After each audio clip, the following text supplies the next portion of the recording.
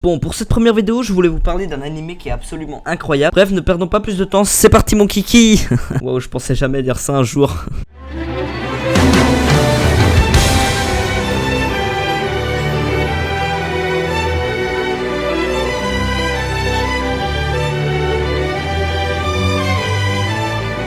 Bonjour à tous, c'est Asunko-san et aujourd'hui on va parler d'un animé pas connu du tout mais qui est vraiment incroyable. N'hésitez pas à mettre un petit pouce bleu pour me soutenir et à vous abonner pour plus de vidéos. D'ailleurs petit quiz parce que j'ai rien à faire, je sais pas si on dit quiz ou quiz, bref. Dites-moi en commentaire à quel perso appartient cette voix.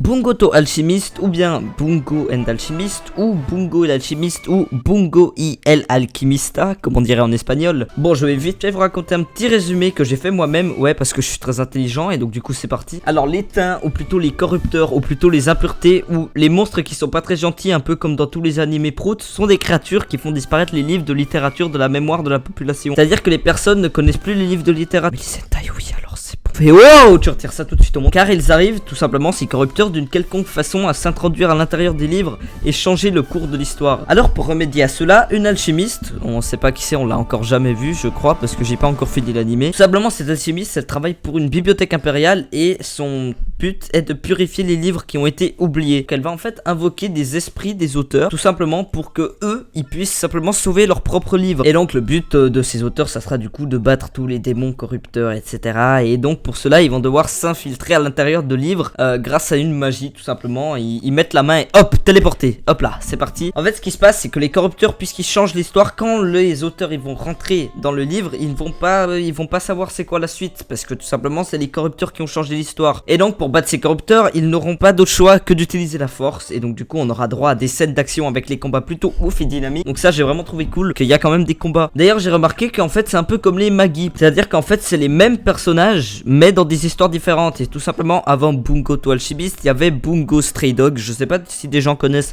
Bungo Stray Dogs, mais voilà, en fait, est-ce que ça intéresse quelqu'un ici, en fait? Il faut savoir que l'opening est absolument ouf, il est beau, la musique est incroyable, c'est incroyable, vraiment incroyable. Combien j'ai dit de fois incroyable, je ne sais pas. Et donc, tout simplement, je vous mets un extrait de quelques secondes pour vous faire une petite idée, quoi.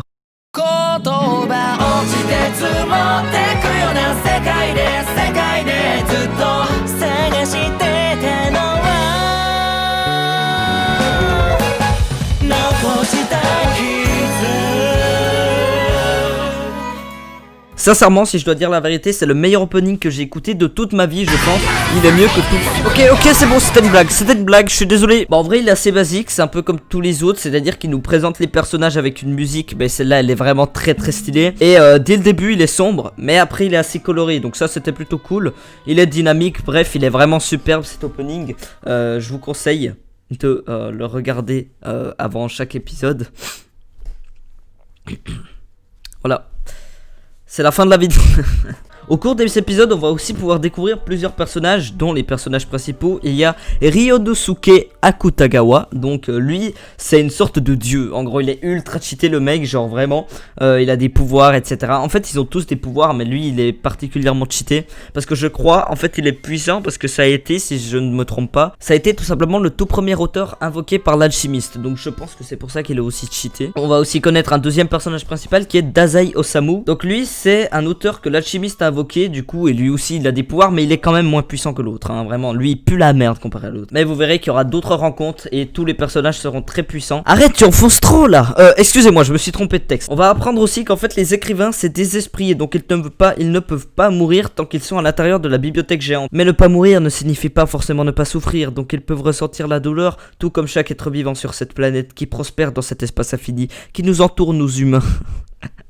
J'ai écrit moi-même cette poésie, alors je sais pas, merci. Le dessin et l'animation sont beaux, il n'y a rien à dire. Les combats pour l'instant j'en ai vu que un, mais ça va venir je pense. Mais en tout cas ils sont dynamiques et cool à regarder. Et même le chara design est beau. Bref, c'est vraiment propre et c'est agréable à regarder.